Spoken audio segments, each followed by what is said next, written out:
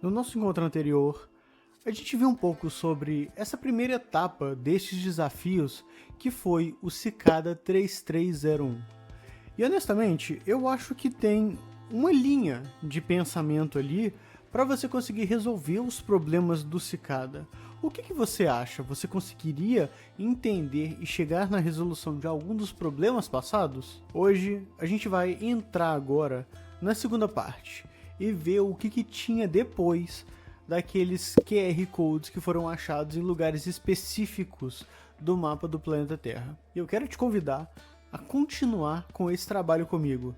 Será que um programador ou alguém que mexe com tecnologia hoje em dia consegue resolver os problemas que foram apresentados pelo Cicada?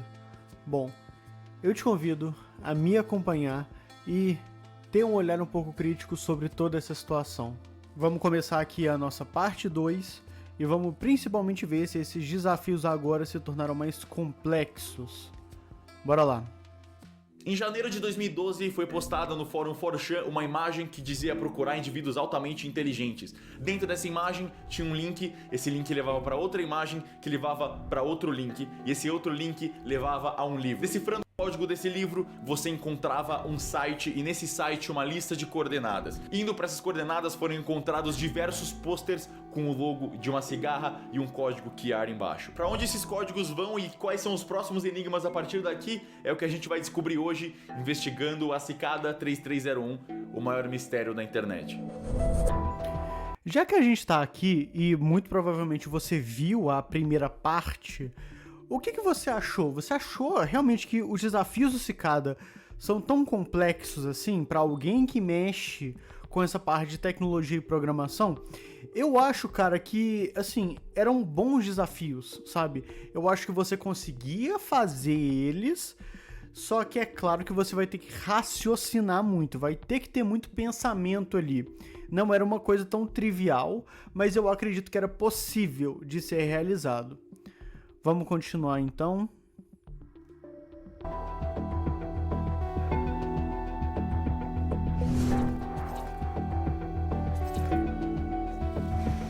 Eu sou o Selbit e caso você esteja meio perdido, significa que você não assistiu a primeira parte da minha série sobre Cicada 3301. Volta então lá. Eu recomendo que você assista para ter o contexto inteiro. Vamos continuar de onde a gente parou. Aquele monte de QR Code espalhado pelo mundo. Dependendo do pôster que você escaneasse, você encontraria uma mensagem diferente e a gente vai seguir esses dois caminhos para ver exatamente o que tinha em cada um deles. Mais uma coisa, vocês não acharam sacanagem os caras ter que ir lá pra França, pros lugares pra ficar vendo esses QR Code, não? Cara, eu achei pra caramba.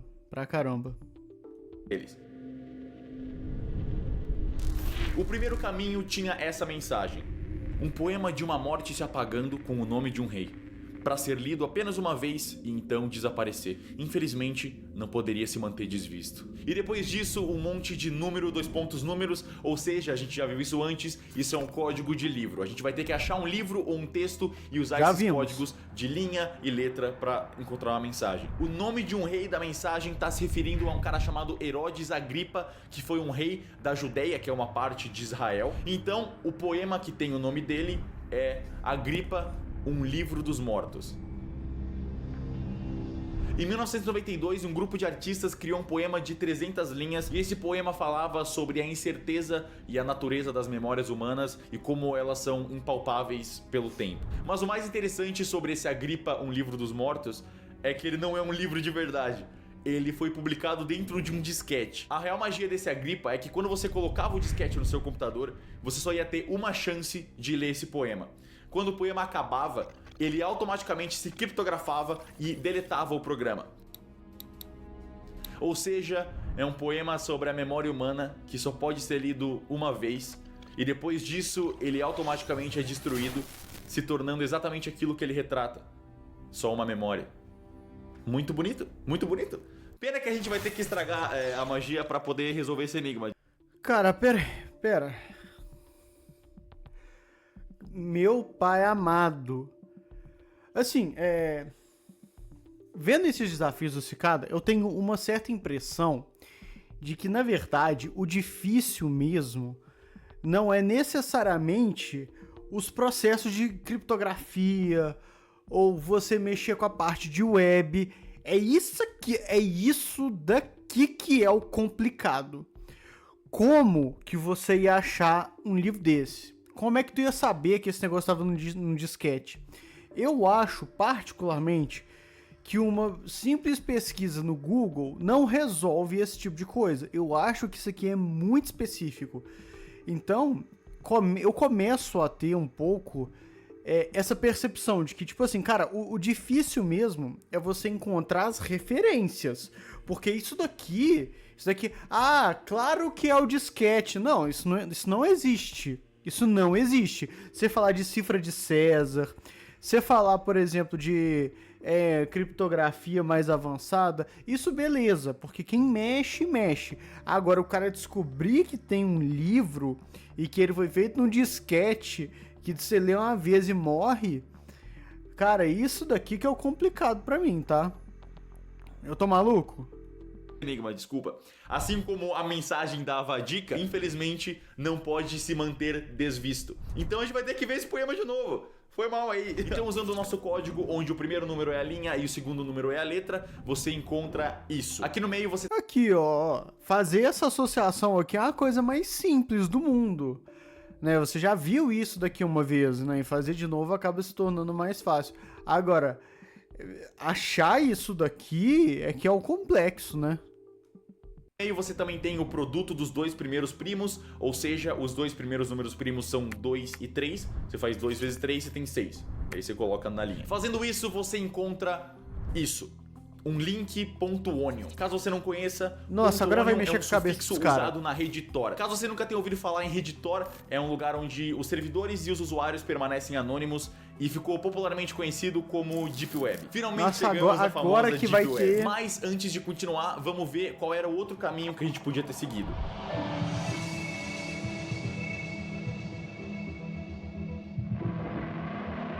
Escaneando o outro QR Code, você encontrava essa mensagem. Em 29 volumes, o conhecimento foi obtido. Quantas linhas de código faltavam quando o Mabinogion pausou?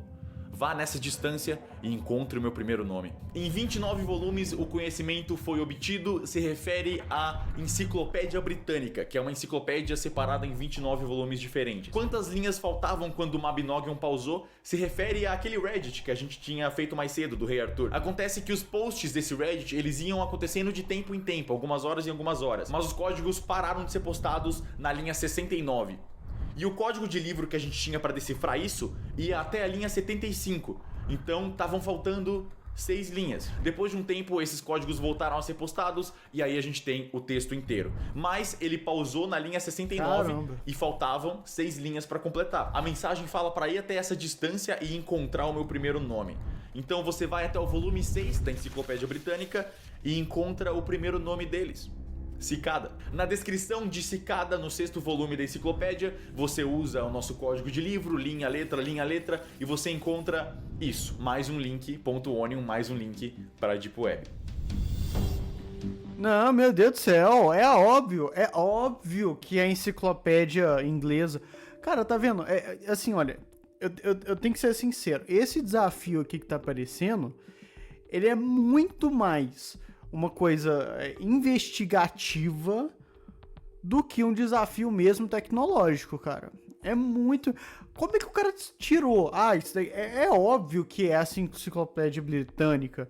Cara, não é assim que esse negócio funciona. Cara, difícil, velho. Agora ele falou de Deep Web, agora os caras vão ficar tudo maluco. Agora a loucura tá solta.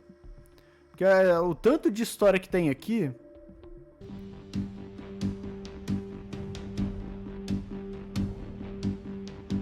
Agora sim, entrando nesses links da Deep Web, você encontraria isso. Parabéns. Por favor, crie um e-mail novo num serviço gratuito e público da web.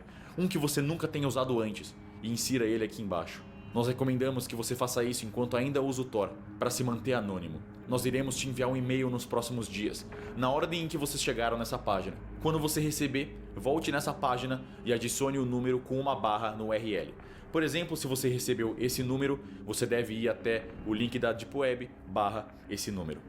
3301. Seguindo essas instruções, as coisas começam a ficar mais complicadas. A partir daqui, a Cicada 3301 queria só os melhores e não os seguidores, então eles cortaram fora todo mundo que chegou atrasado. Se você não conseguiu colocar seu e-mail a tempo, você tá fora do Cicada. O e-mail recebido tinha um código exclusivo para você, e colocando esse código no link da Deep Web, você encontrava a próxima parte do enigma, que era só seu. Mas antes da gente continuar o enigma, vamos focar no final dessa mensagem. Existe uma segunda chance para adquirir seu enigma único. Siga a dica dos números.tk para encontrá-la. Então, na verdade, se você não conseguiu colocar o seu e-mail mais cedo, você ainda tem uma segunda chance de entrar na Cicada. Ironicamente, eles falaram isso só para quem conseguiu receber o e-mail, então eles meio que estavam esperando que isso fosse vazar um pouco para a galera conseguir ter a segunda chance. Ok, existe uma segunda chance para entrar no Cicada 3301. Só que essa segunda chance nunca foi documentada. Eu procurei bastante e não tem em lugar nenhum da internet qualquer relato que pudesse indicar o que seriam esses enigmas, o que seria essa segunda chance. Em 2012, a Cicada 3301 não era tão famosa, então tinha poucas pessoas jogando e tinha menos pessoas ainda que chegaram nesse estágio do enigma. Então, infelizmente, essa parte do enigma do Cicada vai continuar um mistério para sempre. É o que eu diria se eu desistisse fácil. E agora que as coisas vão ficar um pouco diferentes. Durante as minhas pesquisas eu acabei encontrando um depósito de arquivos de um dos jogadores de 2012. E esse depósito de arquivos era basicamente uma pasta com todos os arquivos relacionados ao enigma do Cicada 2012, meio que fora de contexto. Só que enquanto eu escrevia, eu percebi uma coisa estranha. Tinha alguns arquivos ali no meio que não faziam sentido nenhum. Em nenhum lugar da internet tinha alguém falando sobre a existência desses enigmas. A princípio eu achei que podiam ser enigmas falsos ali no meio, mas usando o Outguess e pegando a assinatura PGP deles, é o Cicada, é assinado oficialmente, são enigmas oficiais do Cicada, mas ninguém comentou sobre eles. Foi então que eu percebi que um desses arquivos era o que parecia ser o código-fonte de um site, mas ele estava completamente vazio e a única coisa que tinha era o título do site, que era um monte de números. Mais especificamente, aqueles números que você encontrava quando você multiplicava 503 por 509 por 3301 daquela imagem inicial. Aquele que se você colocasse .com depois, você encontraria as coordenadas do pôster. Vendo isso, eu saquei na hora que esses eram os enigmas da segunda chance. E como não existe em lugar nenhum da internet nenhum tipo de relato de quem passou por essa segunda chance, eu mesmo vou ter que decifrar como esses enigmas eram resolvidos. Isso vai ser divertido. Será que eu teria conseguido entrar na segunda chance do Cicada 3301?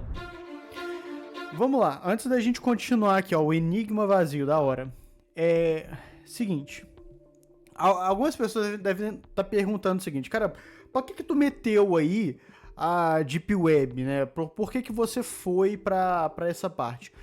É muito provável que nesse sentido, nessa parte do desafio, o que eles queriam, essa galera do Cicada aqui, é a ideia do anonimato. Quando você coloca, por exemplo, a rede Tor com .onion no final, aquilo ali é um modo diferente de você fazer, né, a sua passagem pelos roteadores e pegar informação na web. Isso garante uma criptografia muito boa no seu acesso, e aí te dá o anonimato. Cara, vamos fazer uma coisa? Tipo assim, sério mesmo, vamos fazer uma coisa. Não tava nem arrumando isso daqui. Eu vou dar uma cortada aqui no vídeo, mas olha só. Olha só. Esse daqui é o tal do navegador Tor, né? Aquele lá, o famoso da Deep Web. Mas tem uma coisa que é o seguinte. Qual que é a diferença disso daqui, né? Do navegador normal, um Google Chrome da vida e tudo mais. A única diferença é que ele vai ter acesso a alguns outros sites que terminam com .onion, que é, né, a ideia desse outro tipo de comunicação que você tem via rede. Mas muita gente fica especulando muita coisa sobre Deep Web, sobre o que tem aqui. E na verdade é o seguinte, se você tem um ambiente em que o anonimato é muito grande, isso realmente significa que você pode colocar qualquer besteira, que você não vai ter muitas consequências assim. Só que uma coisa que ninguém fala é que, assim, quando você vai falar de Deep Web, de navegador Tor e tudo mais, a experiência do usuário, cara, é muito ruim, mas é muito ruim. Como isso daqui não é tão popular assim, você vai ter sites que não vão ter UX muito bons, você não vai ter experiências boas, o site pode crashar do nada, ele pode quebrar do nada. Vamos fazer uma demonstração, só para eu mostrar aqui exatamente, para caso ninguém nunca viu isso daqui. Mas primeiro você se conecta, né, nesse tipo de rede aqui. olha só, estabelecer uma conexão, beleza, né? E aí eu tenho aqui o meu buscador do DuckDuckGo, que é, assim, parecido com o do Google. Mas eu já tinha, na verdade, um site separado aqui, e eu vou colocar ele aqui, ó. Então, nota que ele tem, eu não sei se está pequeno para vocês, mas ele termina com .onion. E o nome do site, ele é parecendo uma criptografia. Porque a ideia é que até o nome do site seja em anonimato, né? Então, olha só, entrando aqui, por ele passar por vários roteadores, a rede Tor em si, ela é uma rede lenta. Então olha como é que demora, né, pra gente entrar no site. Aqui, olha, ele tá abrindo aos poucos e tudo mais. É um site, né, pra você pegar a revistinha em quadrinho, né? É simplesmente, você consegue achar isso daqui na web natural. Mas nota que ele é um pouco mais lento, né? Porque ele passa, assim, por vários roteadores e tudo mais. E aí eu posso fazer, por exemplo, Spider-Man, não sei, né? Aqui, olha, tem as revistinhas do Homem-Aranha, né? Então você pode, por exemplo, clicar aqui, pegar, né, qualquer revistinha, fazer o download e ver. Isso daqui tem totalmente na rede comum, né, que a gente conhece. Só que a diferença é exatamente essa, né? Você tem aqui uma ideia de anonimato muito forte. Por exemplo, olha só o e-mail, né? Se vocês conseguem ver aqui, olha. captaingold@airmail.com. Isso daqui é um serviço de e-mail totalmente diferente. Então, assim, não é nada de tão mais, assim, quando você entra aqui. Aí você deve perguntar, não, Rafa, mas aí você tá na Deep Web, cara, meu Deus do céu, deve ter coisa esquisita aí, deve ter, né, as bizarrices e tudo mais. Meu amigo, deixa eu te dar uma reflexão aqui. A gente tá falando, beleza, das histórias que tem aqui, mas e as histórias que tem na internet comum? Que é, por exemplo, cara, maluco sendo preso por causa de Discord, divulgação de tigrinho, né? Então é muita coisa desse tipo. Isso aqui é uma rede que é muito utilizada principalmente ao redor do mundo para você ter anonimato. Mas assim, eu considero, na verdade, que você tem coisas até piores, né, do que eles falam as histórias que tem aqui, e realmente tem umas bizarrices aqui, mas eu considero que essas histórias você consegue achar na internet convencional. Só tô mostrando isso daqui caso ninguém nunca tenha visto, né, como é que é você acessar a rede Tor por si só. Agora eu já vou sair, né, e é isso. Bom, vamos voltar agora pro enigma aqui, ó, o enigma vazio, vamos lá.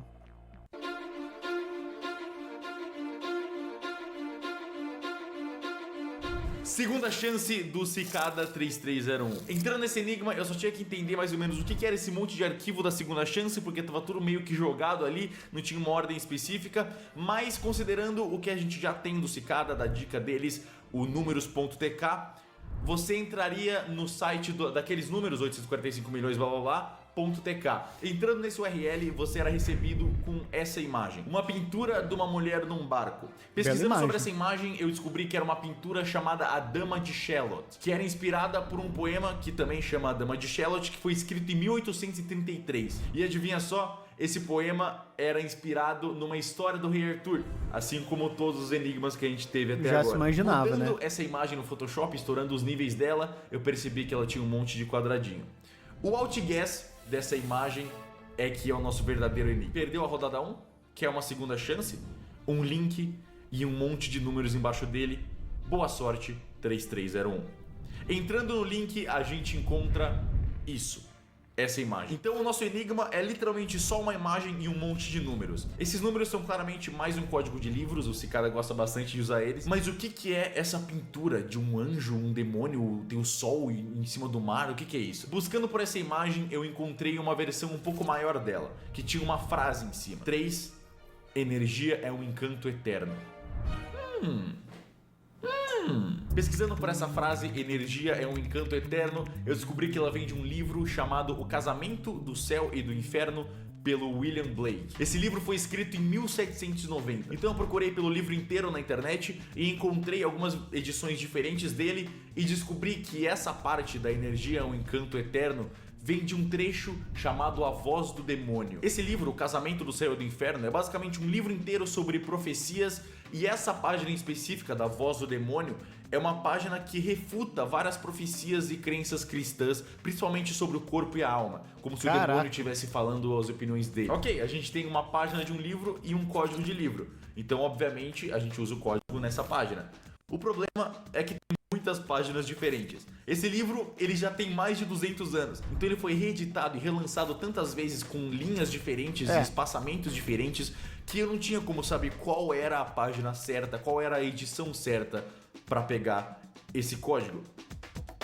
Na verdade eu tinha sim, só que eu não tinha percebido ainda. É a Cicada 3301 que a gente tá falando. Eles não iam falar para você pegar um livro qualquer ou qualquer edição.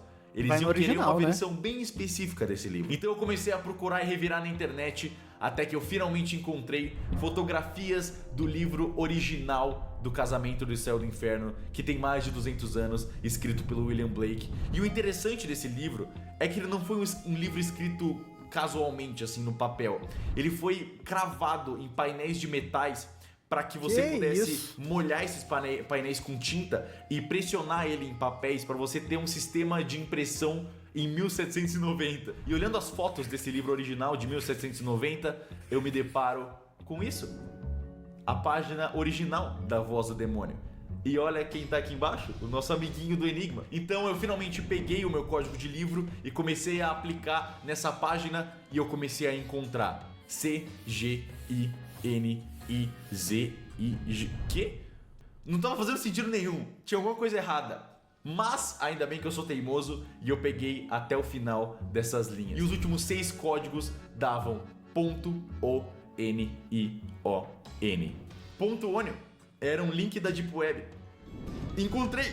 Eu tive que achar um livro original de 1790 e usar o código nele, mas eu encontrei. E entrando nesse site, não tem nada, você não encontraria nada, não tem nada no site. E eu não digo isso porque se você tentar entrar hoje no site, ele vai estar fora do ar, mas naquela época também ele não tinha nada, era um site completamente em branco. A única informação que esse site tinha é que o nome da aba dele, o título do site, era o número que a gente botou no link.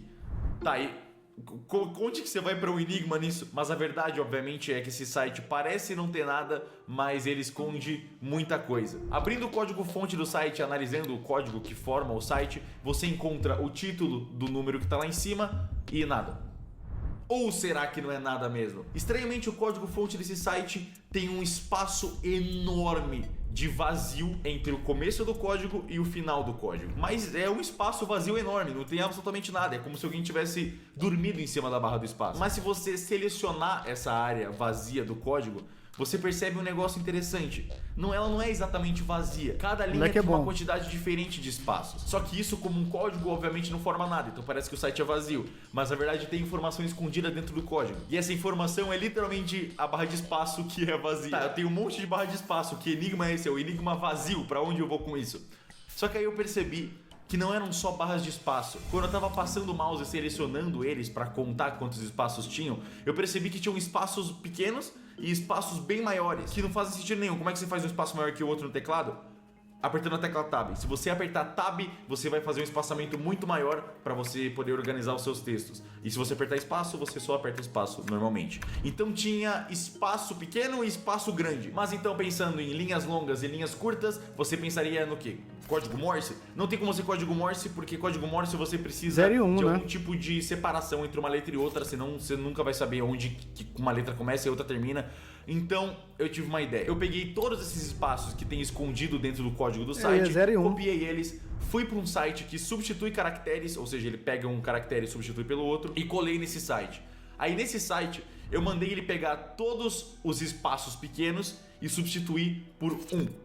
E todos os espaços grandes substituir por 0. Quando eu fiz isso, eu encontrei isso. Traduzindo esse código binário para ASCII, ou seja, para o texto normal que a gente usa, a gente encontra isso. A gente tem um monte de números e uma assinatura PGP, e verificando a assinatura PGP se é do Cicada, é do Cicada, é o E eu oficialmente acabei de decifrar o meu primeiro enigma da cicada, que divertido. Esse era o enigma da segunda chance da galera que chegou atrasada e não conseguiu receber os códigos pelo e-mail. Então, esses números que a gente encontrou, provavelmente a gente vai ter que fazer o mesmo processo do que a galera do e-mail fez, que é pegar eles e colocar depois do Onion no URL. Entrando nesse link, você ia encontrar a mesma coisa que a galera do e-mail da primeira rodada também tinha encontrado e ia para a próxima etapa do enigma, a etapa final. E a partir... Tá, mas calma, vamos conversar aqui de novo. Cara, porque, olha só, Cara, de novo, pra mim, ele tá simplesmente atestando uma coisa que eu já tinha pensado, que é o seguinte: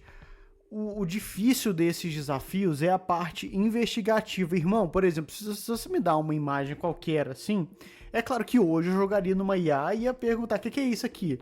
Só que, pensando lá em 2012, e ainda mais que o Google não tinha, né, o mecanismo de um motor de busca igual ele tem hoje, isso daqui seria um pouco mais complicado.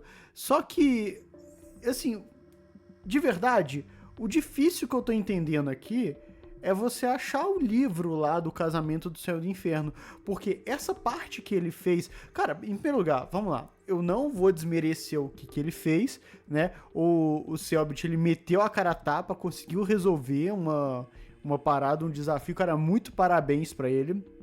Mas, honestamente, isso de você entrar no navegador e dar uma olhada no código-fonte, eu considero, na verdade, que até agora foi o desafio mais fácil. Eu não sei se você concorda comigo, mas deixa eu provar o meu ponto. Vamos lá, deixa eu entrar em um site qualquer aqui, ó. Deixa eu primeiro mexer aqui na câmera. Vamos lá, Wikipedia, vamos lá. Wikipedia cicada. Vamos lá, deixa eu abrir aqui o Wikipedia. Vamos supor que você está trabalhando como desenvolvedor num ambiente padrão, na tua empresa. É muito provável que se você precisar de fazer alguma coisa para debugar um site, achar o erro que está no site, você vai fazer o seguinte: botão direito e inspecionar. Só de fazer isso, você já cai aqui no código-fonte.